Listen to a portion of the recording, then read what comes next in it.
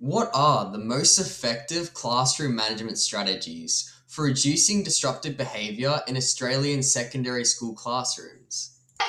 One of the most common challenges, One of the most common challenges teachers face in secondary school classrooms is disruptive behaviour.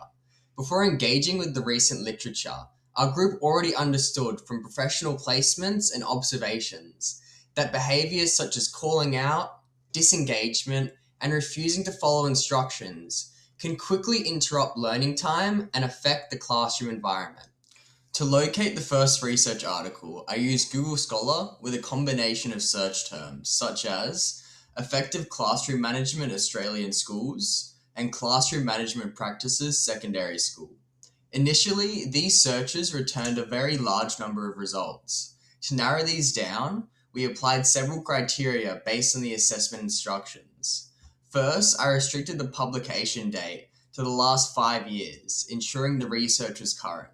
Second, I selected empirical studies, meaning the researchers collected and analyzed data rather than only discussing theory.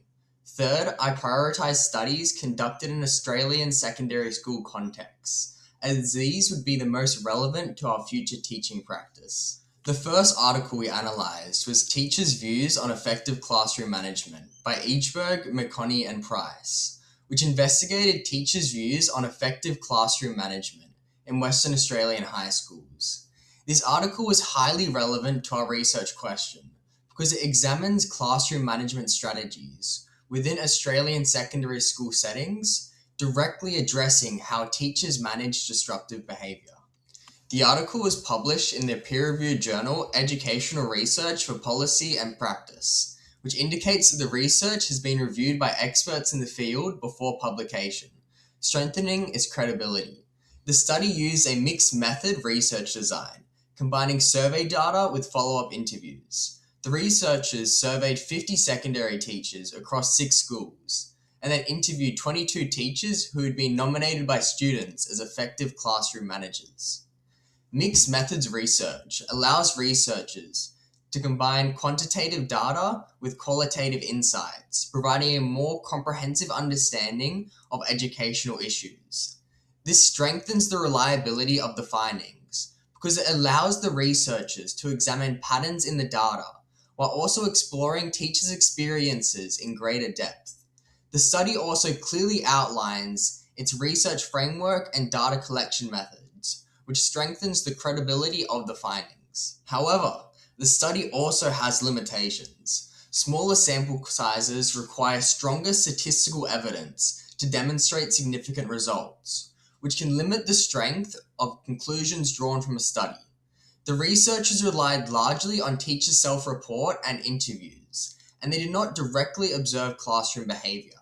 This means the study provides strong insight into teachers' perspectives, but cannot definitely measure the direct impact of these strategies on behavior outcomes. To locate this article, we use the Western Sydney University Library, which provides access to peer-reviewed education research. We searched using keywords such as classroom strategies, behavior management, and secondary schools, also applying filters including peer-reviewed articles and a time frame of 2016 to 2026.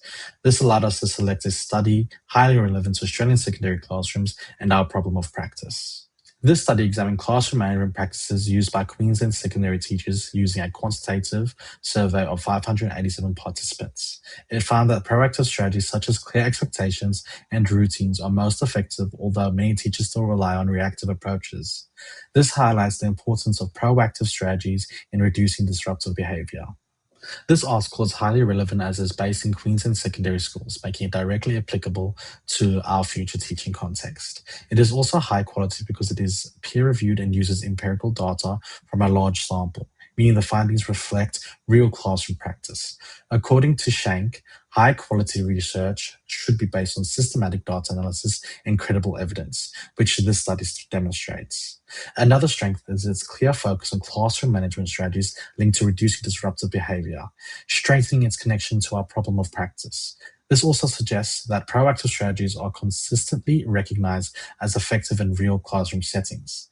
However, a limitation is that the data is self-reported, which may introduce bias, as noted by Tommel, where self-reported data can reduce reliability.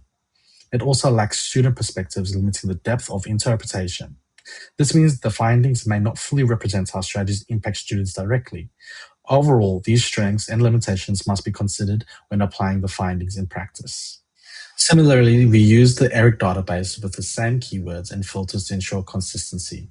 However, due to limited recent Australian empirical studies, we selected a US-based study as it provided strong evidence on effective classroom management strategies. This study used a randomized controlled trial with 105 teachers and 1,817 students to evaluate classroom management strategies.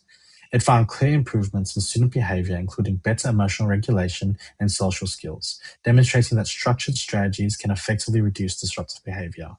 Article 3 is strong due to its use of randomized controlled trial, which is considered a high-quality research method as it allows for stronger causal conclusions. The large sample size also increases reliability, as highlighted by Schenk. Research that uses systematic and controlled methods strengthens the validity of findings. The study is also highly relevant as it shows that classroom management strategies can improve behavior outcomes in real school settings, directly addressing our research question. This demonstrates that structured and proactive strategies have measurable impacts on students' behavior. However, a limitation is that it was conducted in the United States and focuses on younger students, which may reduce its direct applicability to Australian secondary contexts. Tommel highlights that context is important when applying research findings, meaning these results may be adapted carefully. Despite this, the strategies identified remain useful for understanding effective classroom management more broadly. Across the three studies, a clear pattern emerges. Effective classroom management is primarily preventative rather than reactive.